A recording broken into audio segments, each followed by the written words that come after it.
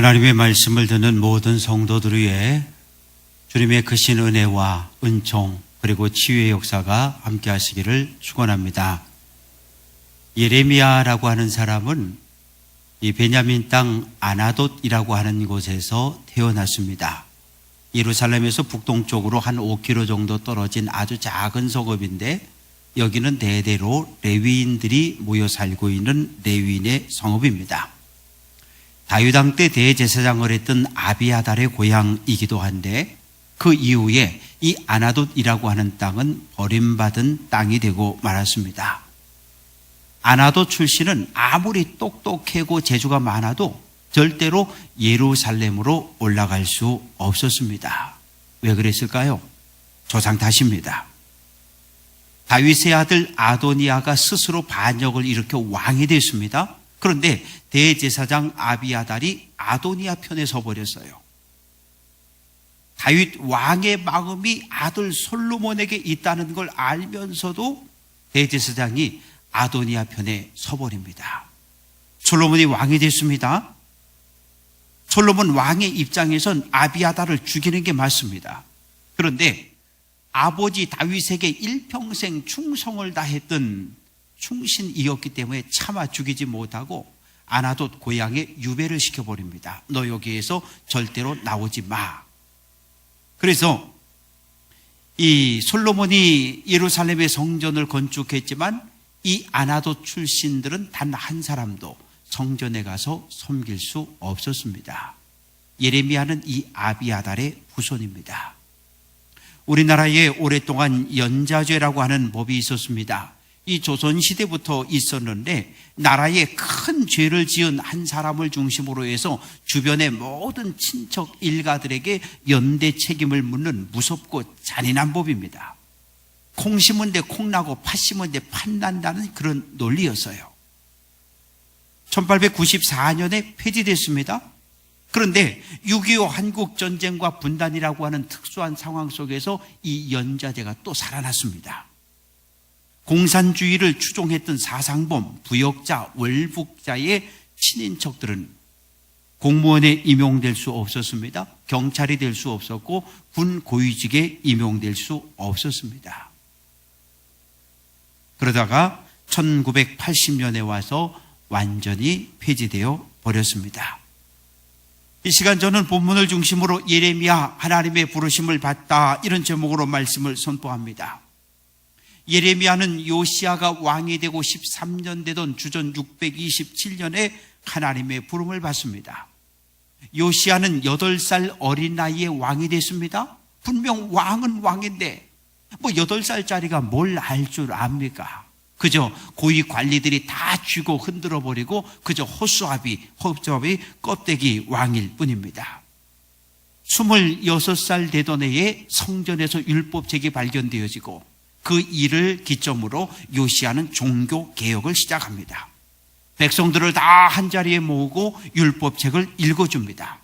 그때까지 성전 안에 남아있던 바알과 아세라, 그리고 하늘의 일월 성신을 섬겼던 모든 우상의 그릇들을 다 내다 불살라버립니다. 산당에서 우상을 숭배하는 일에 앞장섰던 제사장들을 다 내쫓아버렸고, 그리고 아세라상을 다 불살라버립니다. 예루살렘, 유다 전역에 있는 모든 산당을 다 헐어버리라고 지시합니다. 애굽을 탈출할 때 유월절을 지켰습니다. 그리고 광야 40년 동안 지키지 못했습니다. 사사시대 400년 동안 지키지 못했고, 사울왕 때, 다윗왕 때, 솔로몬왕 때 지키지 못했던 유월절을 요시야 왕 때 지킵니다. 그러나 요시야는 국제정세에 어두웠습니다. 하나님의 뜻을 제대로 묻지 않았어요.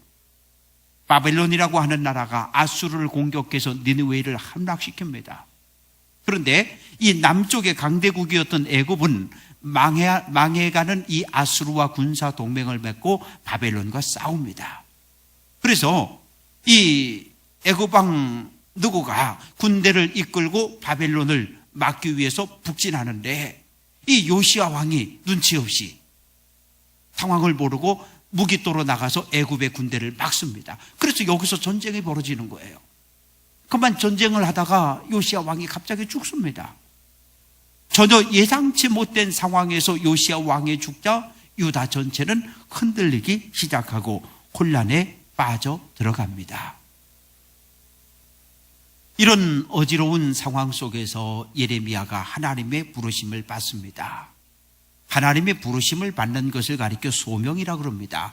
부르심, 이름을 부른다 그런 뜻이에요. 이사야 43장 1절 내가 너를 지명하여 불렀나니 내가 너를 지명하여 불렀나니 너는 내 것이라 이렇게 말씀합니다. 이 소명이라고 하는 것은 하나님이 나를 부르셨어. 내 인생의 주도권이, 내 인생의 주인이 내가 아니라 하나님이 내 인생의 주인임을 인정하는 그 순간 우리는 하나님의 소명을 받을 수 있습니다. 하나님의 부름을 받은 사람에게 주어지는 일이 있는데 그것을 우리가 사명이라고 하지요. 그래서 소명과 사명은 뗄래야 뗄 수 없는 관계입니다. 오늘 5절 말씀 보니까 내가 너를 모태에 짓기 전에 너를 알았고 내가 배에서 나오기 전에 너를 성별하였고 너를 여러 나라 선지자로 세웠다 말씀하십니다. 예레미야는 영적으로 깨어 있었습니다. 하나님의 음성을 들을 수 있을 정도로. 하나님의 말씀은 예레미야를 놀라게 했습니다. 아니, 태어나기도 전에 나를 알았고 어미의 뱃속에서 나를 성별했다고? 성별했다라고 하는 말은 특별한 목적을 위해서 구별해 놓은 것을 이야기합니다. 우리는 성별된 사람들이지요. 오늘은 성별된 날입니다. 교회는 성별된 장소입니다. 성별된 사람들이 성별된 장소에서 성별된 시간에 하나님을 예배하는 것, 하나님께 영광 돌리는 일은 대단히 중요한 일입니다. 하나님은 예레미야를 유다의 선지자로 세웠을 뿐만 아니라 주변 여러 나라에 하나님의 말씀을 선포하는 예언자로 세우셨습니다. 예레미야는 하나님의 부름에 대해서 슬프도소이다. 주 여호와여 보소서. 나는 아이라 말할 줄을 알지 못합니다. 이렇게 고백합니다. 여기서 아이라고 하는 단어는 아주 깐난 애기가 아니라 아직 경험과 지식이 모자른 젊은 사람이란 뜻입니다. 예레미야는 제사장 가문에서 태어났습니다. 할아버지도 제사장, 아버지도 제사장. 그러면 이제 20대 초반이니까 지금부터 열심히 가문의 전통을 따라 제사장의 교육을 받고 훈련을 받고 있습니다. 25세가 되면 수습 제사장에 대해서 제사장 옆에서 제사장을 보좌 하다가 이제 나이 30이 되면 제사장의 직무를 온전히 감당할 수 있게 됩니다. 그러니 예레미야는 하나님, 제가 아직 제사장으로 일하려면 아직 훈련이 덜 됐고 교육이 덜 된 부족한 사람입니다. 이렇게 겸손하게 고백합니다. 사랑하는 성도 여러분, 왜 예레미야가 하나님의 부르심에 거부했을까요? 두려웠어요. 뭐가 두렵습니까? 예레미야는 이사야 선지자가 떠올랐습니다. 이사야는 왕족입니다. 성전에서 하나님을 예배하던 중에 하나님께 선지자로 부름을 받습니다. 열심히 하나님의 말씀을 선포했던 이사야, 므낫세 왕이 아주 악한 므낫세 왕에 의해 죽임을 당하는데 이 통나무 속에다가 그 이사야를 집어넣고 톱으로 켜서 이렇게 이사야를 살해한 왕이 바로 므낫세 왕입니다. 하나님, 왕족 출신의 이사야 선지자도 저렇게 비참하게 죽음을 당했는데 아나도 출신인 나 같은 건 하나님 말씀을 선포하면 그 즉시 죽을 겁니다. 이런 두려움이 예레미야에게 있었어요. 그냥 하나님, 이 아나도 성소에서 아버지, 할아버지 뒤를 이어서 그냥 저는 제사장 하렵니다. 이것이 예레미야의 마음입니다. 너는 그들 때문에 두려워하지 말라. 내가 너와 함께하여 너를 구원하겠다. 하나님 말씀하십니다. 예레미야는 알고 있었어요.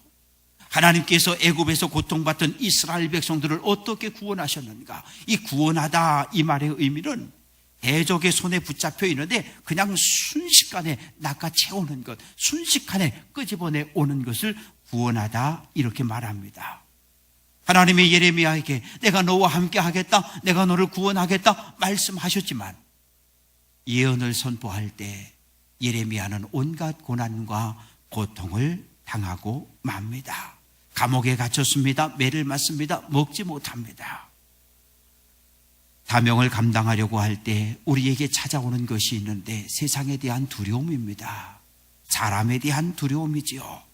노아 시대를 보십시오. 하나님이 보니까 사람의 죄악이 세상에 가득했다 했어요. 아브라함 시대 소돔과 고모라를 보십시오. 하나님이 보니까 죄악이 심히 무겁다 그렇게 말씀하십니다.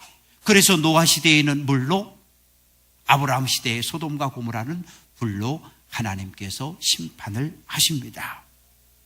세상은 어둡습니다. 하나님을 인정하지 않는 사람들이 살고 있는 이 세상은 하나님을 믿는 성도들을 대적합니다. 예수님 우리에게 너희는 세상의 빛이라 이렇게 말씀하십니다. 우리에게 세상의 빛이 되래요. 세상은 어두운데 그 어두운 세상 속에 빛을 밝히라고 말씀하십니다. 예수 믿고 구원받은 성도가 하나님의 말씀을 들고 복음을 들고 세상으로 나아가는 것은 당연히 두렵고 떨리는 일입니다. 예수님 말씀하십니다. 보라, 내가 너희를 보냄이 양을 이리 가운데로 보냄과 같도다 이렇게 말씀하십니다. 제자들을 세상에 보내면서 예수님 마음이 편하지 않았어요. 그래서 제자들을 향해 성령을 받으라, 성령을 받으라 명령하십니다. 하나님은 예레미야에게 너는 아이라 말하지 말라.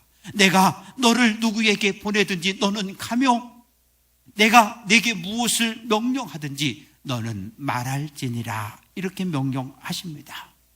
선지자는 하나님께 받은 말씀만 전하는 사람이 선지자입니다. 선지자는 강단에서 자기의 생각을 말하지 않습니다. 오직 하나님께 받은 말씀을 그대로 전하는 사람이 선지자입니다.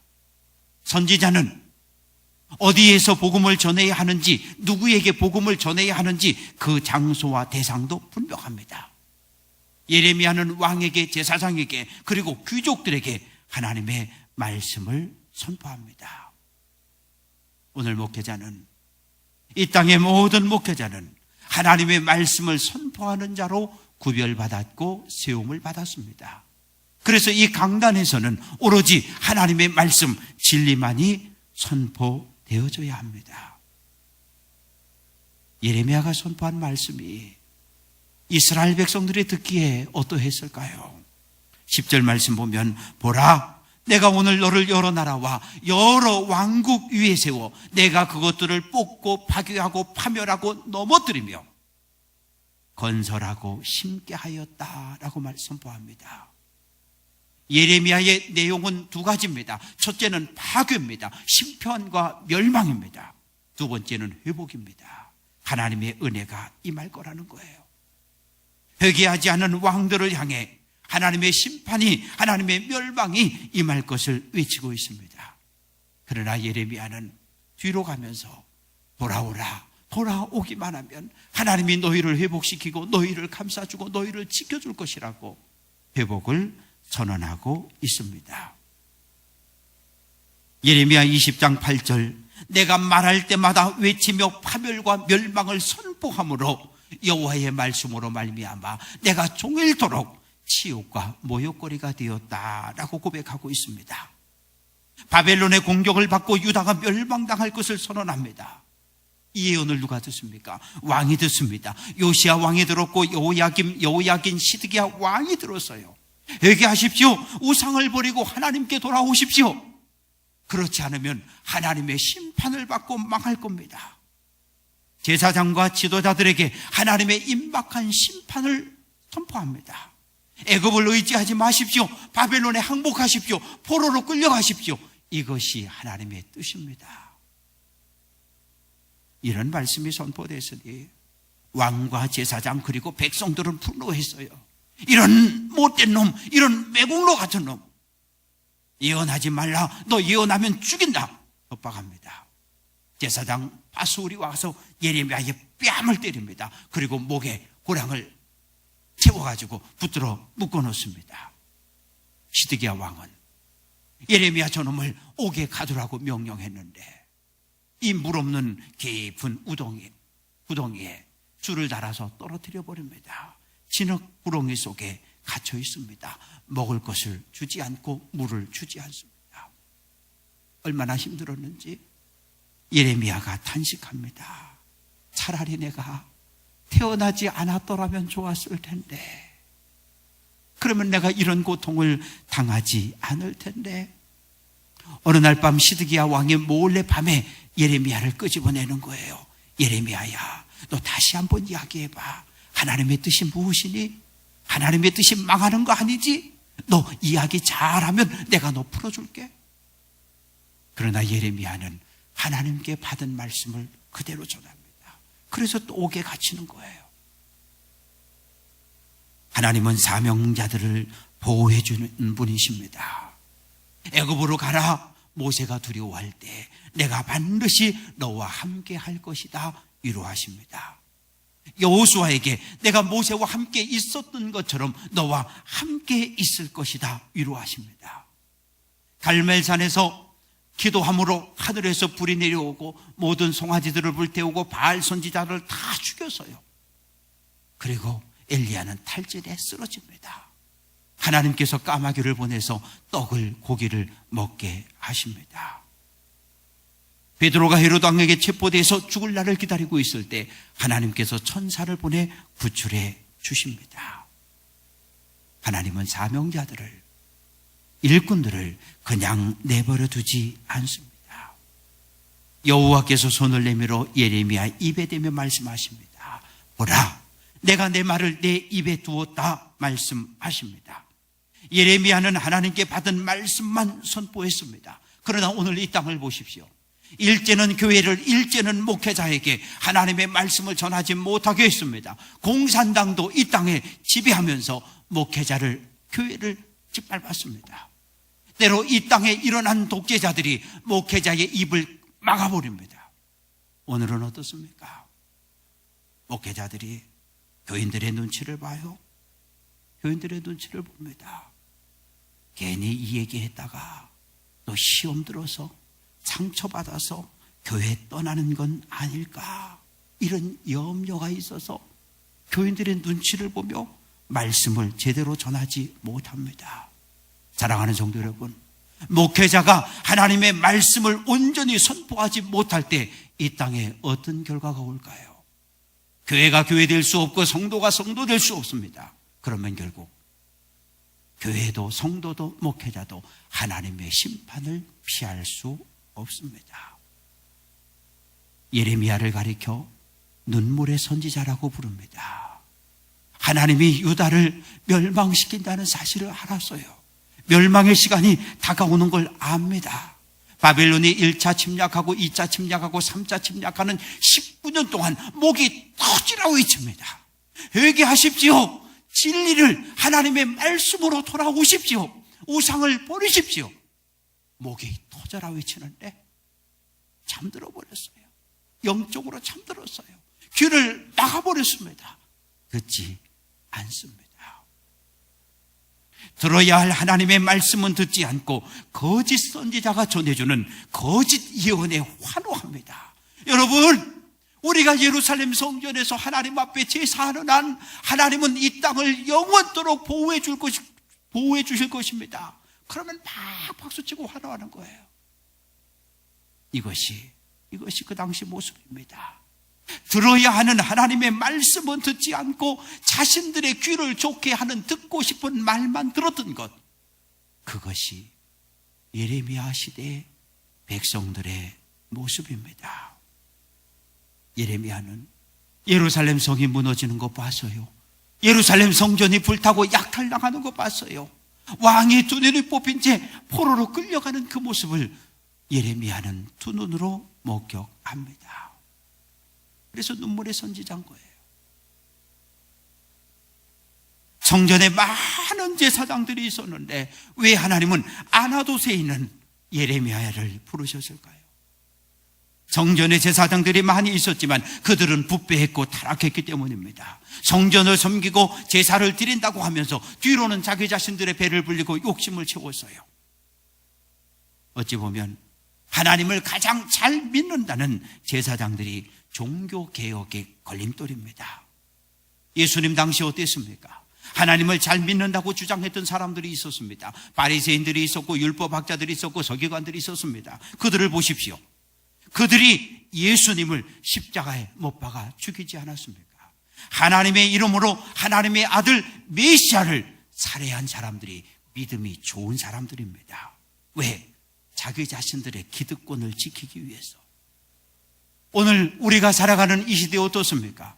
예수님을 잘 믿는다고 말하는 교회의 지도자들의 말과 잘못된 행동으로 하나님의 이름이 욕을 먹고 교회가 조롱을 받고 있지 않습니까? 오늘 이 시대에 하나님은 일꾼을 부르십니다.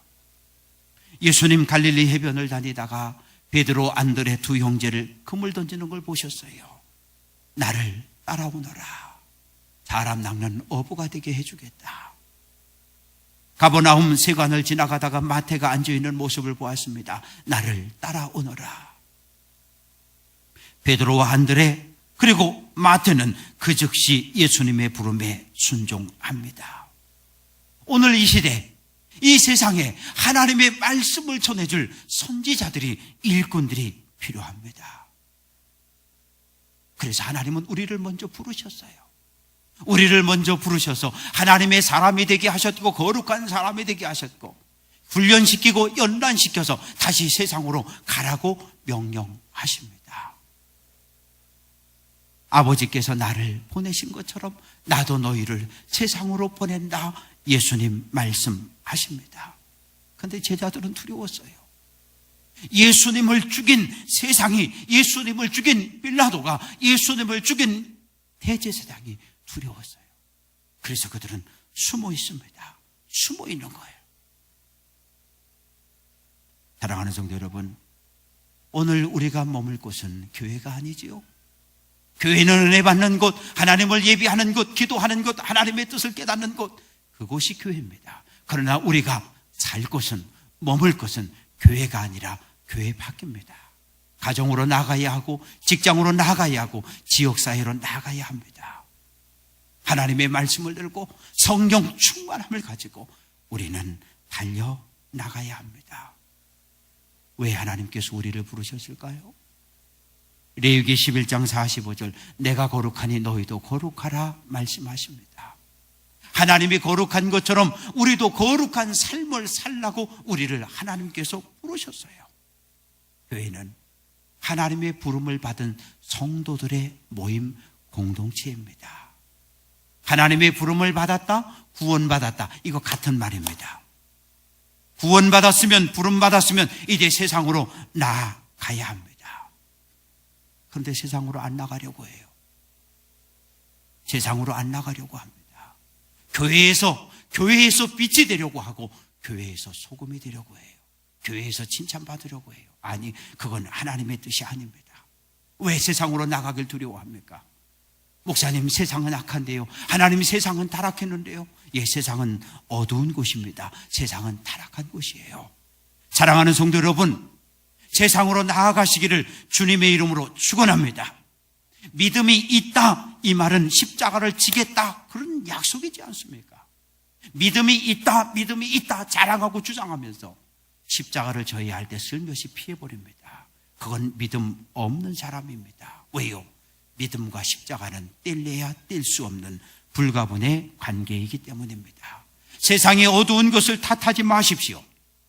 나를 따라오려거든 자기를 부인하고 자기 십자가를 지고 나를 따르라는 주님의 말씀에 순종하십시오. 세상이 어둡고 세상에 타락하고 세상의 죄로 가득했다 탓하지 마십시오. 나에게 빛이 없음을 탓하십시오. 나에게 성령 충만함이 없음을 한탄하십시오. 그리고 구하십시오. 성령의 충만하심과 하나님의 은혜가 내게 임하기를. 사랑하는 성도 여러분, 우리는 하나님의 부르심을 받은 사람들입니다. 오늘 이 시대 나에게, 우리 교회에게 주어진 소명, 사명이 있음을 기억하시기를 바랍니다. 여러분의 가정에서 빛이 되십시오. 여러분의 직장에서 소금이 되십시오. 여러분이 살고 있는 지역사회에서 그리스도 향례가 되십시오. 하나님의 말씀을 선포하는 복음의 증인들이 되시기를 주님의 이름으로 축원합니다. 복음을 전하다 고난을 당할지라도 두려워하지 마십시오. 주님이 우리와 함께 하십니다. 하나님께 받은 은혜, 하나님께 받은 축복 나누어주는 복음의 통로가 되십시오. 선한 말을 하십시오. 선한 행실로 사십시오. 칭찬받는 삶을 사십시오. 받은 사명 잘 감당하고 마지막 날 하나님 앞에 설 때 잘했다 칭찬받는 귀한 성도들 될 수 있기를 주님의 이름으로 간절히 축원합니다. 기도합니다. 아버지 하나님 감사합니다. 우리를 하나님의 백성으로 하나님의 일꾼으로 불러주신 것 감사합니다. 일꾼 되어 싸우니 성령 충만함을 더하여 주옵소서. 일꾼 되어 싸우니 하나님의 말씀을 더하여 주옵소서. 깨어 기도함으로 하나님의 음성을 듣고 하나님의 뜻을 깨달아 알아갈 수 있는 귀한 성도들 되게 해 주옵소서. 나를 통해 하나님의 말씀이 세상에 전해지게 하시고 나의 작은 빛이 세상 어두움을 밝힐 수 있는 능력이 되게 해 주옵소서. 예수 그리스도의 이름으로 기도합니다. 아멘.